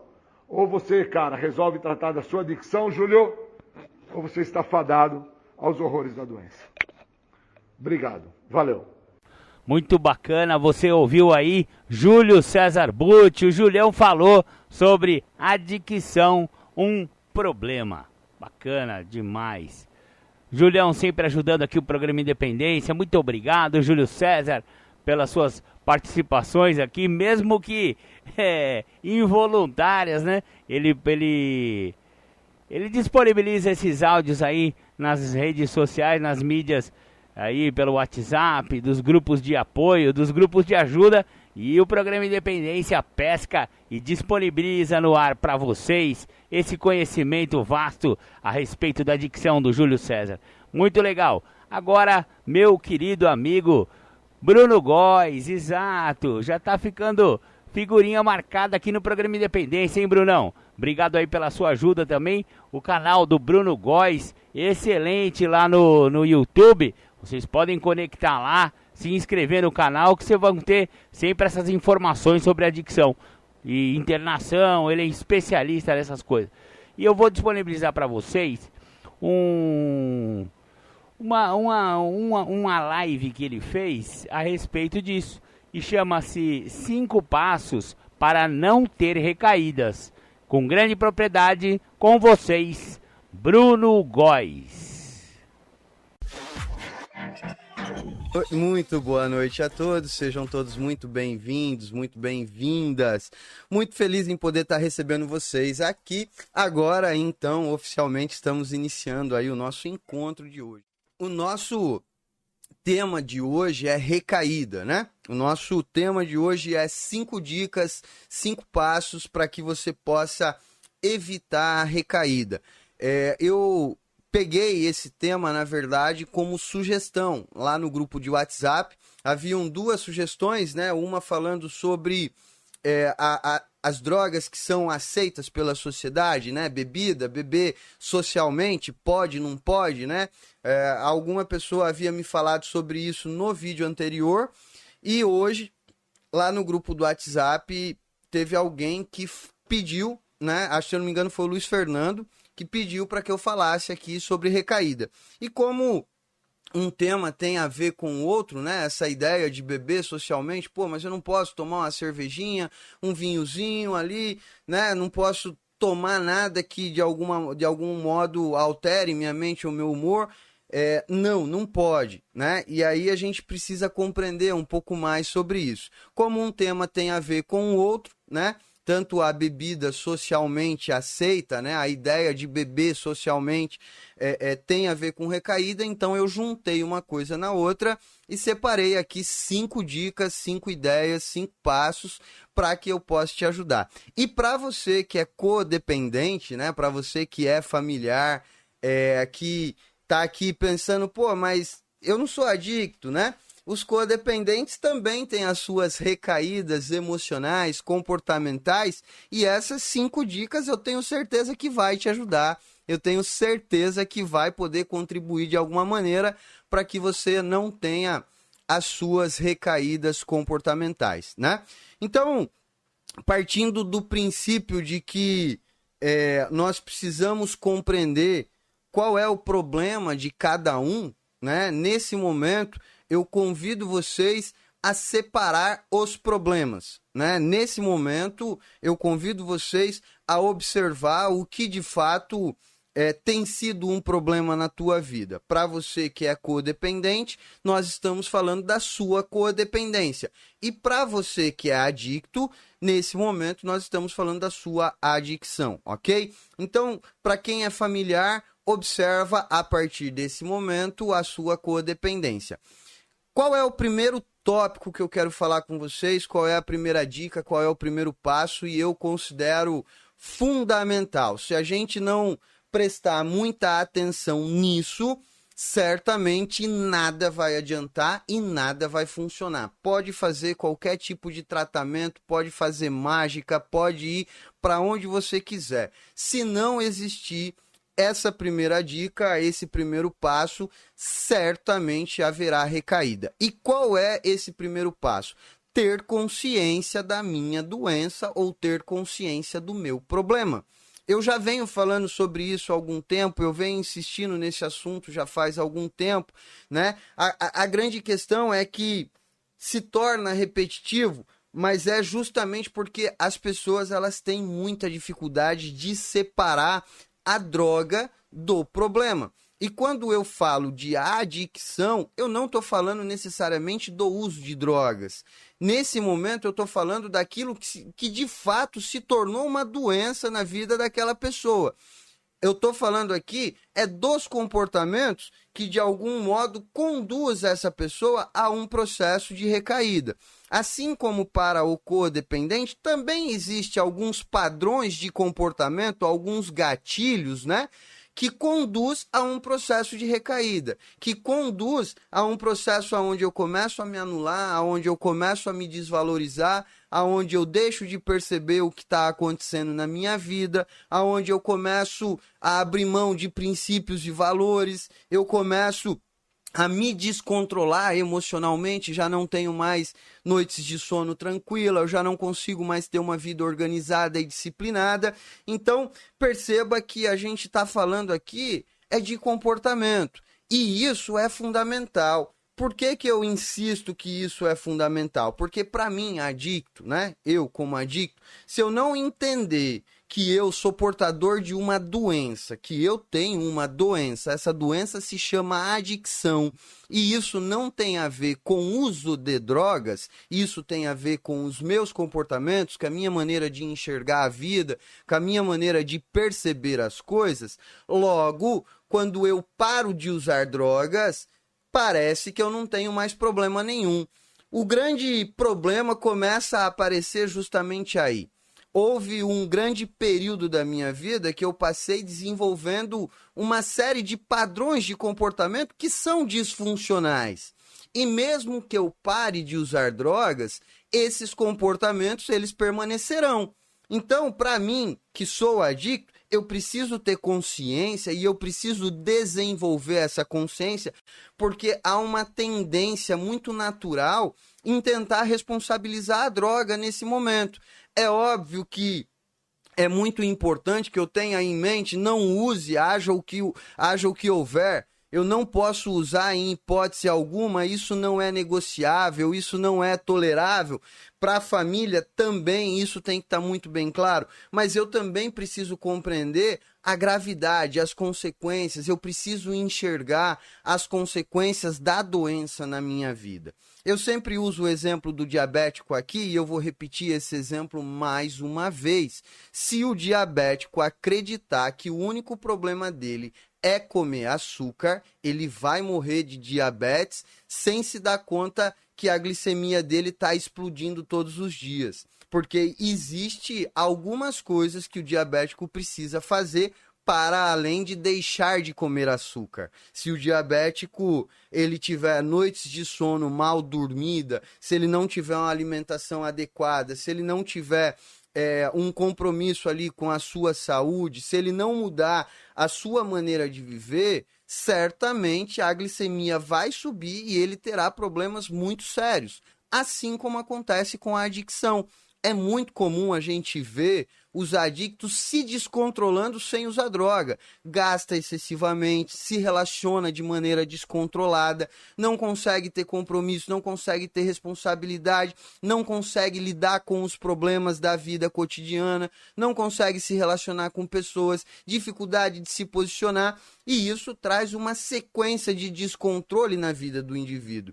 Então, o objetivo, nesse momento, quando eu falo de ter a consciência do meu problema, eu também preciso entender que só o fato de estar sem usar drogas não resolve o meu problema. Eu preciso encontrar uma vida que vale a pena viver. Eu preciso encontrar um meio de viver que vale a pena, que faça sentido, que tenha um significado. Logo, o codependente, por sua vez, também precisa encontrar esse caminho, porque existe um detalhe muito importante nesse meio, né, que é a relação codependência e a adicção, que o codependente parece que ele só funciona movido pela adicção. Ele não consegue desenvolver se o adicto não desenvolver junto. E a gente precisa ter em mente que nós estamos aqui falando de pessoas. Logo, se estamos falando de pessoas, cada um tem o livre-arbítrio de fazer as suas escolhas. Se o adicto, no final de tudo, ele escolhe não permanecer em recuperação, como é que eu, codependente, vou lidar com isso? Porque amanhã ou depois, o adicto ele pode escolher voltar a usar. Amanhã ou depois, o adicto ele pode optar pela sua recaída. Amanhã ou depois, o adicto ele pode optar por não mais permanecer em recuperação. Ou até ele pode escolher não entrar em recuperação. Não, eu não quero saber disso, isso não me interessa. Eu quero continuar usando drogas, eu quero continuar vivendo a vida dessa maneira. E aí eu pergunto, E o codependente, como é que fica nessa trajetória? E o codependente, como é que ele se comporta? Vai continuar dependendo do comportamento do adicto? Vai continuar preso a esse padrão? Não. Não. Então, o codependente, nesse momento, precisa enxergar a sua responsabilidade, precisa desenvolver, né, a sua consciência sobre o seu problema. Então, a primeira dica, o primeiro passo que eu considero o mais importante de todos, o mais fundamental de todos, é ter a consciência do meu problema. O meu problema não é só droga. O meu problema é um padrão de comportamento. O meu problema, ele tem nome. O meu problema se chama adicção. E eu preciso lidar com isso todos os dias. Mesmo já fazendo 17 anos que eu não uso nenhum tipo de droga. Mesmo já fazendo 17 anos que eu não faço uso de nenhum tipo de substância. E aí entra justamente aquela questão que eu estava falando no começo do encontro. Houve alguém que me perguntou na live passada, né, nos comentários, sobre a ideia de beber socialmente, né, frequentar ambientes onde tem pessoas bebendo, mas eu nunca mais vou poder sentar numa mesa e tomar uma cervejinha. Olha só, existem coisas na nossa vida que de algum modo nos limitam. E isso faz parte das nossas características humanas. Tem pessoas que têm habilidades muito boas para lidar com computador, com internet, com tecnologia. E tem pessoas que, mesmo que elas queiram, elas não conseguem. Tem pessoas que têm habilidades para um determinado assunto. Tem pessoas que não. Então, essa parte da limitação, às vezes a gente interpreta como se fosse algo moral, algo que tivesse faltando em mim. E não, eu só preciso entender que eu não sou igual às outras pessoas. Na minha vida, o uso, mesmo que aparentemente de uma maneira social, ele tem um efeito, ele tem uma consequência que não é igual às outras pessoas. É diferente das outras pessoas. Assim como o diabético. Inclusive, houve um momento em que eu ouvi um familiar me perguntando, né, e ele comentando com o filho, mas poxa, por que você não toma uma cervejinha igual eu? É só você ter o controle e tomar uma cervejinha e voltar para casa. É a mesma coisa que dizer para o diabético, por que você não come só um pedacinho de rapadura? Porque não é uma escolha dele, né? Faz parte da característica humana dele, faz parte desse indivíduo. E eu me identifico como adicto, então isso é muito claro para mim, é muito nítido para mim. Então, o primeiro ponto, para a gente fechar aqui, né, a primeira dica que eu queria deixar bem claro para vocês é ter consciência do meu problema. Logo, quando a gente fala de codependência, o codependente também precisa ter uma consciência do teu problema. Separar. A minha vida não pode depender do adicto. Os meus comportamentos, a minha melhora, o meu crescimento, o meu desenvolvimento não pode depender do adicto. Até porque a grande maioria de vocês, eu diria até que 100% das famílias que me procuram, essas famílias me procuram com o propósito de querer ajudar o adicto. E não há nada de errado em querer ajudar. Eu não vejo problema nenhum em querer ajudar. Minha mãe me ajudou, meu pai me ajudou, minha esposa me ajuda. Eu não vejo problema nenhum em querer ajudar o adicto. O problema é que, para que eu possa ajudar, eu preciso estar apto para ajudar. Não é simplesmente eu querer ajudar e eu me envolver com aquele descontrole e sair fazendo um monte de coisas ali e me perder dentro desse contexto, né? Então, quando a gente fala de codependência, muitas das vezes eu vejo a família até perguntando para o adicto assim, mas você tem ido para reunião? Você precisa ir para reunião todos os dias. E aí quando eu pergunto para o familiar, e você, quantas vezes por semana você vai no Amor Exigente? Quantas vezes por semana você participa do grupo? Normalmente não participa, quando muito 1, 2 vezes na semana. E aí como é que você quer exigir do adicto que ele vá para reunião todos os dias, né? Então, nesse momento, é muito importante a gente separar os problemas e ter a consciência. Qual é o meu problema? separar, compreender que ele é um ser humano, que ele tem o direito às escolhas dele, assim como você também tem o direito a escolher não colaborar com as decisões dele. Assim como você também tem o direito a escolher a não compactuar com as ideias dele. Você também tem o direito a escolher não financiar, não patrocinar a insanidade dele, né? Então, separar os problemas, deixar cada problema no seu quadrado, ter uma consciência de qual é o seu problema, certamente vai te ajudar muito nesse momento. E esse é o primeiro passo. Essa é a primeira dica que eu queria deixar aqui para vocês. Vamos para a segunda dica de hoje. A segunda dica de hoje, ela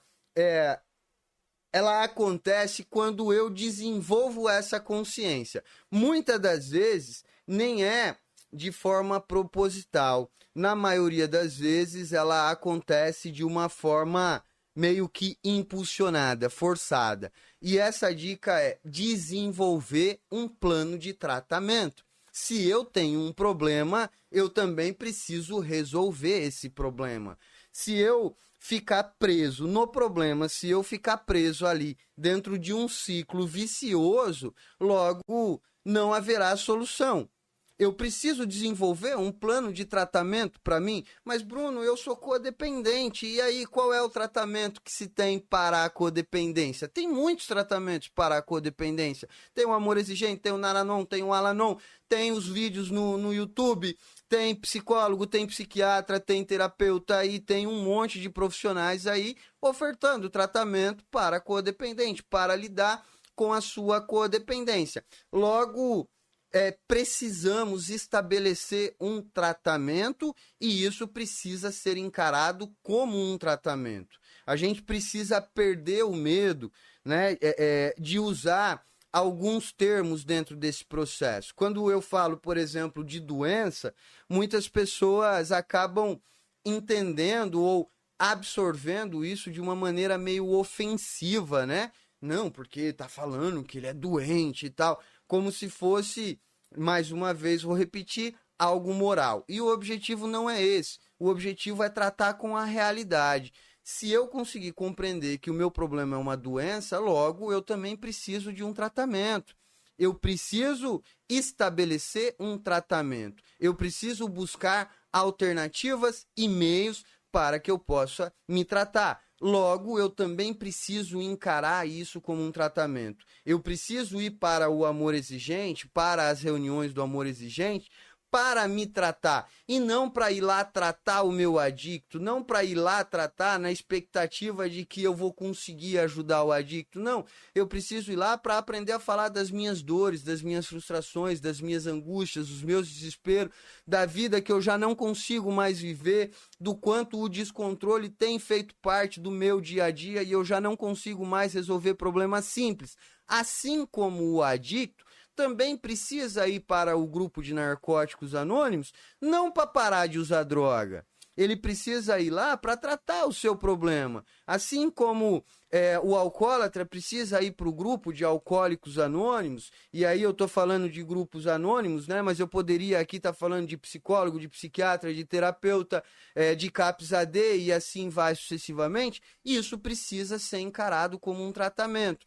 Então eu estabeleço um tratamento e eu o considero como um tratamento. Eu sigo como um tratamento. Eu preciso ter uma religiosidade nesse momento. Eu preciso levar a sério isso. Não dá para ir para o grupo de amor exigente acreditando que é só um grupinho de pessoas para bater papo, para matar tempo, para poder falar de besteira, falar do tempo e tal. Não, precisa ser levado a sério como um tratamento, tá?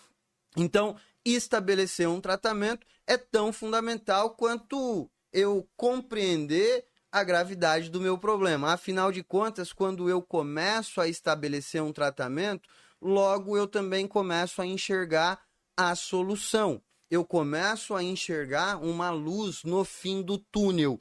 O grande problema que acontece muitas das vezes é que quando as pessoas começam a enxergar essa luz no fim do túnel, elas tendem a desistir daquilo que estava funcionando. a vida começa a ficar um pouco mais confortável, as pessoas param de ir para o grupo, as pessoas param de buscar ajuda, as pessoas param de compartilhar, param de buscar informação e conhecimento. É por isso que eu digo que precisa ser encarado como um tratamento.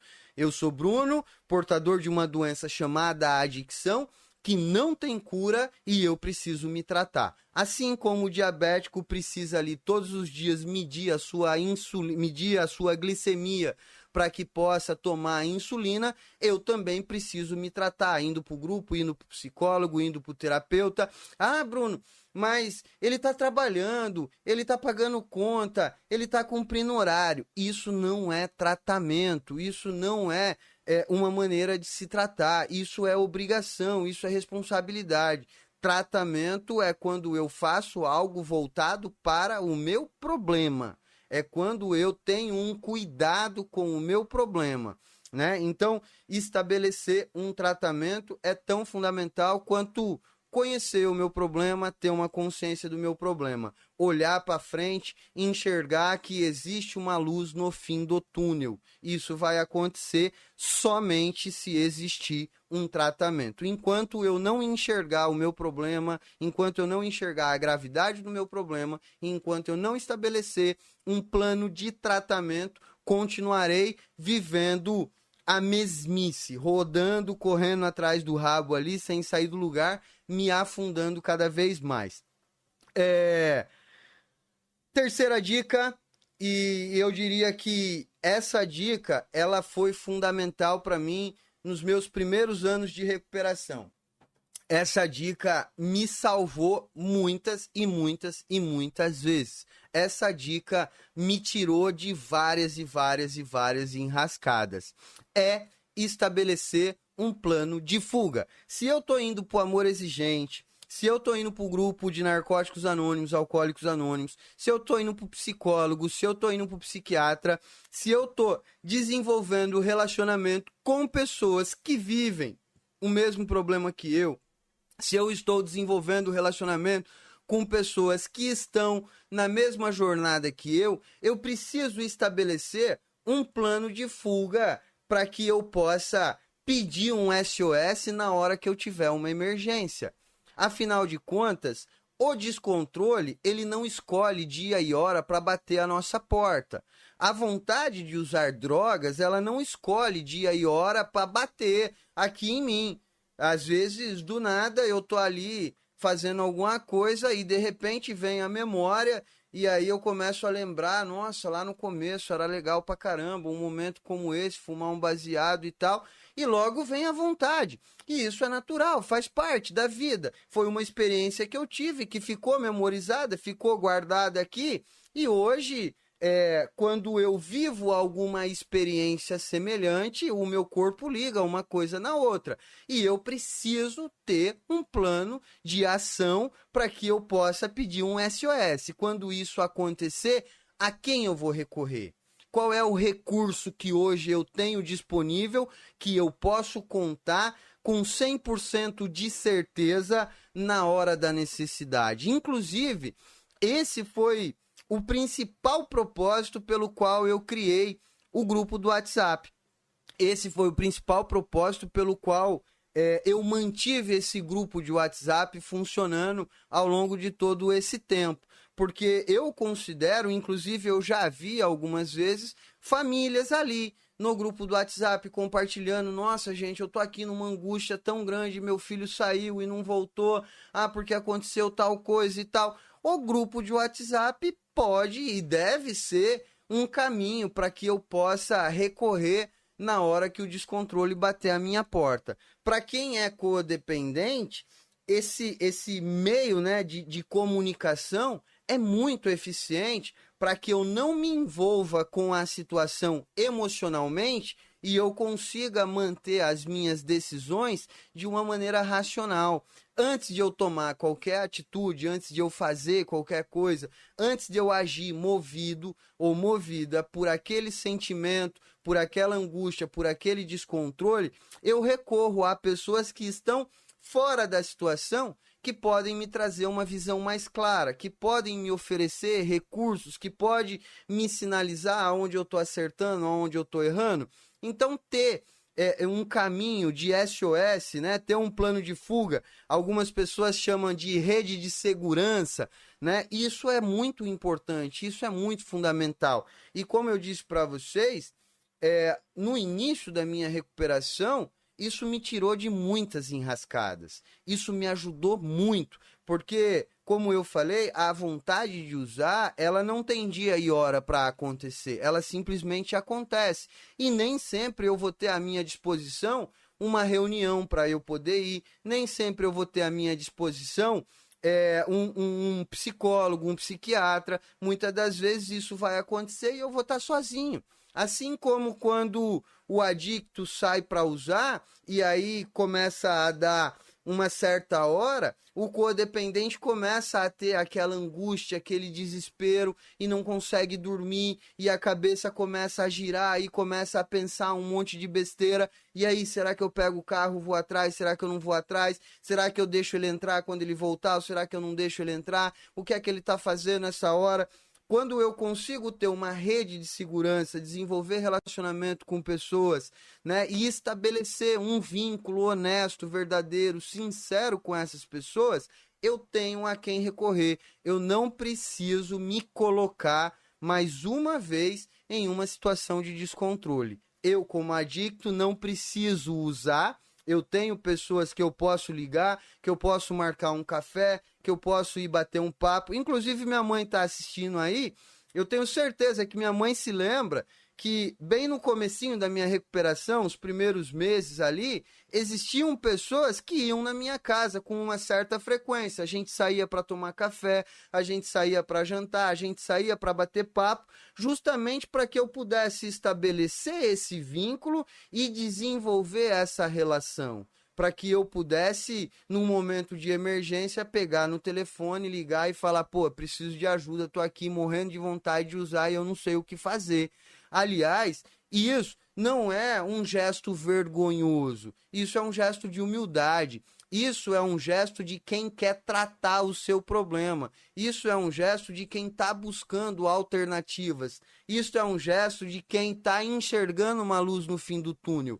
É possível viver uma vida que vale a pena. É possível encontrar um caminho que vale a pena ser vivido. Eu não preciso continuar vivendo submetido a esse descontrole, né? Então, ter um caminho seguro, ter uma rede de proteção, né? Ali no grupo do WhatsApp, hoje a gente tem mais de 100 pessoas. Pô, chama as pessoas no individual, ali no privado, bate papo, conversa, marca para tomar um café, se encontra, vai trocar experiências, vai dividir, vai compartilhar, vai aprender, né? Para que você possa ter pessoas a quem recorrer num momento de emergência.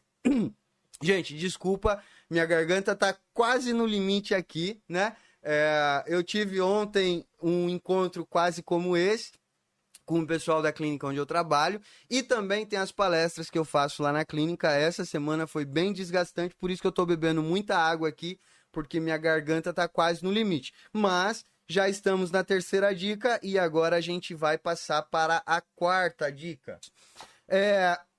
Quarta dica, e que para mim hoje é a parte mais séria disso tudo que eu tô dizendo aqui para vocês, é o compromisso que eu preciso ter com o meu tratamento. Eu falei aqui já sobre ter consciência do meu problema, eu falei aqui também sobre ter um plano de tratamento, estabelecer ali um vínculo de tratamento, o que é que eu vou fazer para me tratar. Eu vou para psicólogo, eu vou para psiquiatra, eu vou para os grupos anônimos, né? Ter ali uma alternativa de tratamento. Eu também falei de estabelecer uma rede de segurança, se relacionar com pessoas para que eu possa pedir ajuda. E agora eu falo do compromisso que eu preciso ter com a minha recuperação, com a minha mudança, com a minha evolução.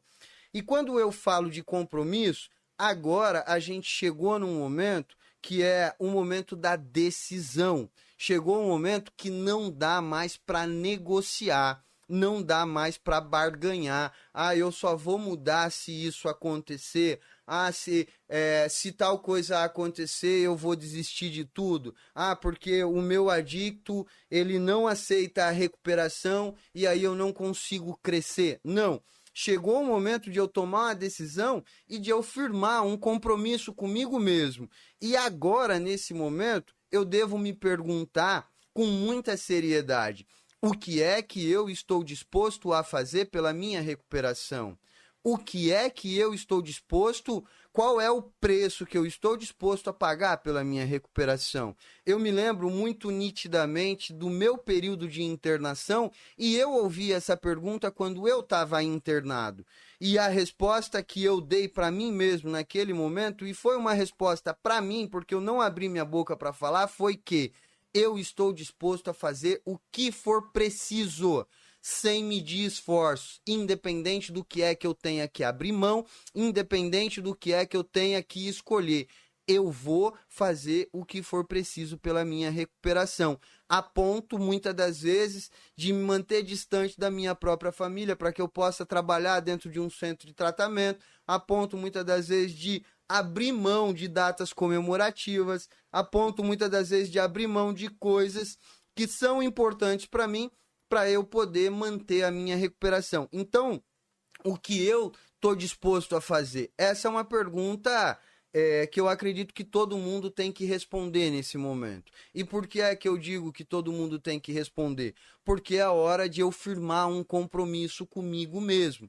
É hora de eu pegar um contrato e assinar embaixo. É isso que eu estou disposto a fazer. E quando eu assino esse contrato, não dá mais para barganhar, não dá mais para negociar. Ah, mas e se acontecer tal coisa? Inclusive, eu escuto com muita frequência algumas pessoas me dizendo assim: ah, mas toda regra tem a sua exceção. Não, não. Não é para ter sua exceção. Se a regra foi criada, é porque não é para existir exceção. Então, nesse momento, é hora de você estabelecer algumas regras para você. É hora de você assumir um compromisso com a sua própria vida, com você mesmo. O que é que eu quero para mim? Para onde eu quero ir? Qual o destino que eu quero da minha vida? Onde eu quero estar daqui 1 ano, daqui 5 anos? Para onde é que eu estou indo nesse momento? E aí eu preciso estabelecer um compromisso. E isso não pode ser negociável. Ah, mas e se eu estiver passando na rua numa sexta-feira, voltando do trabalho, super cansado, e eu vejo a galera se reunindo ali no happy hour, eu não vou poder sentar ali? Não, não vou poder sentar ali, porque para mim, na minha vida, não cabe mais isso e ponto final. Isso não é negociável. Mas Bruno, eu vou perder meus melhores amigos. Sinto muito. Eu tive que abrir mão de alguns amigos para que eu pudesse manter a minha recuperação e eu tive que fazer essa escolha. Essas pessoas, infelizmente, apesar de eu gostar muito delas, mas são pessoas que não cabem mais na minha vida, não tem mais espaço na minha vida porque eu tive que escolher. Ou eu mantenho a minha recuperação, mantenho a vida que eu escolhi viver, ou eu abro mão da minha própria vida por essas pessoas. E aí não dá para ter meio termo. Com o processo de recuperação, não dá para ter barganha, não dá para ter meio termo. Logo, com a codependência também não dá para ter meio termo. Eu preciso ter um compromisso muito sério. Inclusive, eu sempre falo aqui para os codependentes o seguinte: olha só, se você não tem a certeza de que você vai conseguir cumprir, você não fala. Você não fala. Porque o fato de eu falar e eu não cumprir aquilo que eu falei tem um peso muito grande sobre mim mesmo. Todas as vezes que eu assumo um compromisso e eu não cumpro, eu me desmoralizo diante de mim mesmo. Eu me desmoralizo diante de mim mesmo. Então, quando eu falo ali, no momento de desespero, para o adicto, nunca mais eu te deixo entrar em casa, e no dia seguinte eu abro a porta para ele entrar, não é o problema com ele. É o problema que eu não consigo mais confiar em mim. Eu estou me desmoralizando diante dos meus próprios olhos. Então, nesse momento, eu estou falando para você o seguinte: você precisa estabelecer alguns compromissos com você mesmo E dentro desses compromissos, olhe para aquilo que você consiga de fato cumprir. Eu consigo ir para reunião 3 vezes por semana? Eu consigo participar de 3 reuniões do Amor Exigente por semana? Então participe. Eu consigo 1 vez por dia mandar uma mensagem para alguém do grupo para perguntar como essa pessoa tá, só para que a gente possa começar a estabelecer um vínculo? Então assuma esse compromisso. Eu consigo falar não para o meu adicto pelo menos 1 vez ao longo do meu dia? Então assuma esse compromisso. Se eu tenho dúvida, será que eu consigo fazer? Não assuma esse compromisso, porque não vai te ajudar, só vai te prejudicar. Ah, eu vou mudar a minha vida radicalmente, não vou mais deixar ele entrar em casa, não vou mais dar dinheiro, não vou mais dar a chave do carro, não vou fazer isso, não vou fazer aquilo, não vou fazer aquilo outro. Não, não é esse o caminho. Inclusive, gostaria de sugerir aqui aos codependentes nesse momento, independente se você é pai, se você é mãe, se você é esposa, um dos primeiros compromissos que eu sugiro que você faça com você mesmo nesse momento é: reserve um tempo do seu dia para você. Reserve um tempo do seu dia para você, que seja 5 minutos. Eu vou separar 5 minutos para eu ler um livro para mim, o livro que eu gosto de ler. Não vai ler livro de codependência, não vai ler livro da Romina Miranda, não vai ler livro que tenha a ver com adicção, não. Separa um livro que você gosta de ler por hobby, porque você gosta. E separa 5 minutos para você fazer. Ah, eu gosto de comer, então separa ali 5 minutos, 10 minutos para fazer a comida que você gosta de comer. Ah, eu vou ligar para alguém que eu gosto, para uma amiga que eu não vejo há muito tempo, vou tomar um café com ela. Então, começa com coisas pequenas e entenda que isso faz parte do seu tratamento, essa mudança faz parte do seu tratamento e você precisa de um compromisso com essa mudança. Esse compromisso, ele vai fazer com que você não desista de mudar. Entenda uma coisa aqui, olha só, presta bem atenção no que eu vou falar agora. A grande maioria das pessoas, elas desistem dos seus compromissos ou das suas metas ou dos seus ideais, porque elas olham para o resultado, aquilo que elas querem alcançar, pelo fato de não perceberem que existe um percurso a ser traçado para que eu chegue até lá. As pessoas, elas desistem porque normalmente vai levar mais tempo do que eu imaginava para chegar até lá.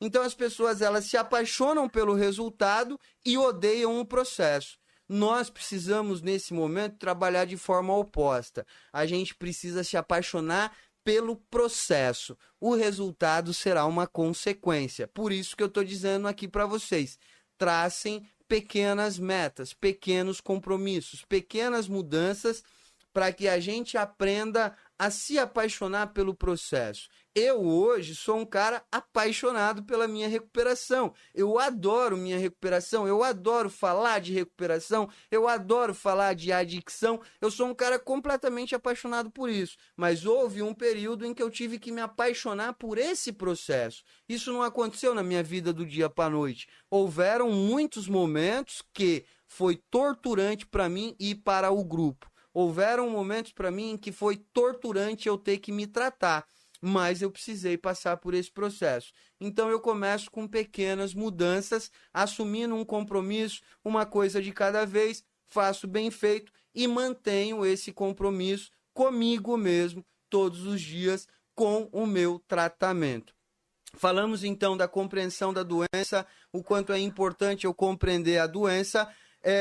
Falamos também de desenvolver um plano de tratamento, estabelecer para onde é que eu vou, ter um caminho a seguir, entender que eu tenho um horizonte, que eu tenho um norte, que eu tenho uma luz no fim do túnel. Falamos também de estabelecer um plano de fuga no caso de uma emergência, ter uma rede segura a quem eu possa recorrer e falamos do compromisso que eu preciso ter com esse tratamento.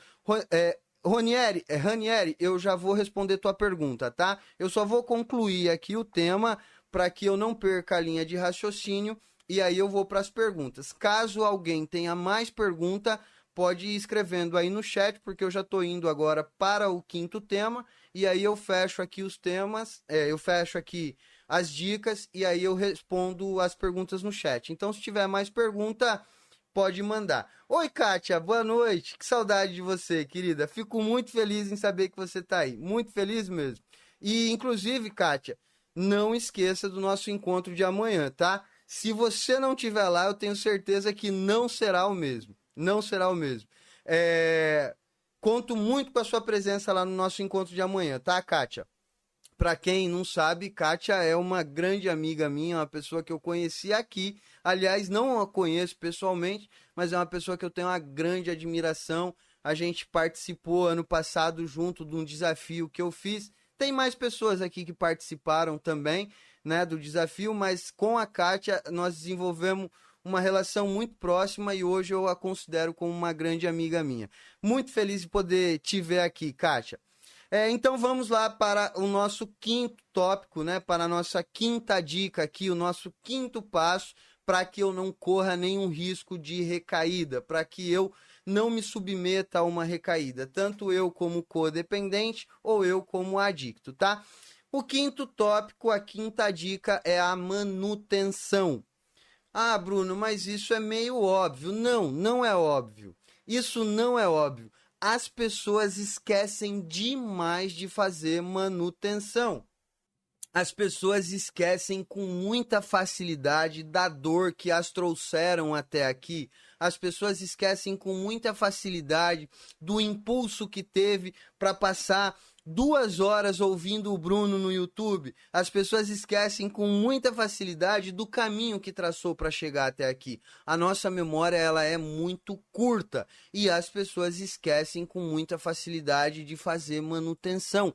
Mas Bruno, o que é a manutenção? Manutenção é eu pegar todos esses tópicos que eu trouxe para você anteriormente, os 4 tópicos que eu trouxe, e olhar para eles todos os dias. E quando eu digo olhar para eles, é você pegar, anotar num papel cada um deles, escrever ali, colar na frente do teu espelho, e todas as vezes que você for escovar o dente antes de dormir, olha para aqueles tópicos, reserva 5 minutinhos e pensa, eu cumpri com todos eles? Eu fiz hoje um contato com alguém? Eu assumi algum compromisso com o meu tratamento? Qual é o tratamento que eu estou fazendo hoje? Eu fiz contato com alguma pessoa? Fazer a manutenção diária desse processo certamente, sem dúvida nenhuma, vai te manter num ambiente extremamente seguro e certamente não haverá recaída. E por que é que eu falo isso com tanta segurança? Por que é que eu afirmo isso com tanta certeza? Porque tudo isso que eu trago aqui para vocês, isso daqui que eu escrevi, que eu anotei aqui para que eu pudesse fazer esse encontro de hoje, são coisas que eu vivo no meu dia a dia, faz parte da minha rotina. Faz parte daquilo que eu venho vivendo há alguns anos. E é isso que funciona para mim. Ter esse compromisso, ter essa responsabilidade, ter uma rede segura, ter clareza sobre a minha doença e fazer a manutenção disso todos os dias. Todos os dias antes de eu deitar na minha cama, todos os dias ali antes de eu pegar no sono, eu reservo um tempo do meu dia para mim, para que eu possa fazer uma reflexão, para que eu possa observar o meu dia. Qual foi o tempo do meu dia que eu tirei para mim? O que foi que eu fiz para mim? Como foi que eu me tratei hoje? Com quem foi que eu falei hoje? Quando foi que eu me preocupei com a minha recuperação, com a minha mudança hoje, né? Então, ter essa manutenção é muito importante. E aí eu quero dar uma dica muito importante para que a gente possa fechar esse momento dentro desse contexto de manutenção. Olha só, gente, a gente precisa desenvolver o hábito de escrever. Vocês não têm noção do quanto a vida de vocês pode transformar se vocês se acostumarem a escrever com frequência. Eu tenho certeza que a Kátia é uma pessoa que escreve muito e eu falo isso com certeza porque eu conheço ela com um pouco mais de proximidade e ela pode falar disso para vocês. O poder da escrita é transformador. Quando eu pego todos esses tópicos que eu trouxe aqui para vocês e passo a desenvolver uma escrita sobre isso diariamente, reservar ali 5 minutos, 10 minutos do meu dia para escrever sobre isso, o que foi que eu fiz hoje. Eu estou treinando a minha mente a manter uma vigilância constante sobre mim mesmo, sobre os meus comportamentos, sobre a minha mudança e, por um outro lado, eu também consigo enxergar com mais facilidade o quanto isso está valendo a pena. Sabe por quê? Porque haverá um momento em que o processo de mudança, o processo de recuperação, ele vai se tornar algo normal na sua vida. Ele vai cair na rotina ali e vai se tornar algo normal. E você vai começar a esquecer daquilo que um dia foi muito importante para você. Você vai começar a esquecer daqueles valores que lá no comecinho fizeram muita diferença. A primeira noite de sono que você conseguiu ter paz, o primeiro dia que você conseguiu ter qualidade, o primeiro momento que você conseguiu relaxar, o primeiro momento que você conseguiu reservar para você mesmo. Você vai esquecer disso. Você vai esquecer disso. E é muito importante vocês criarem o hábito de escrever, porque a manutenção ela se torna mais efetiva. Então separa 5 minutos, 10 minutos ali no final do seu dia, senta com papel e caneta, e quando eu falo papel e caneta, não precisa pegar um caderno bonito de 50 matérias, não precisa estabelecer um esquema, não. Eu escrevo assim, ó. Eu pego um rascunho aqui e dou uma rabiscada, aí eu corrijo assim, ó, e fica tudo meio zoado e tal. O importante é eu fazer. Inclusive, se você for no meu Instagram, eu tenho publicado lá, na época que eu morava sozinho, eu fazia no espelho.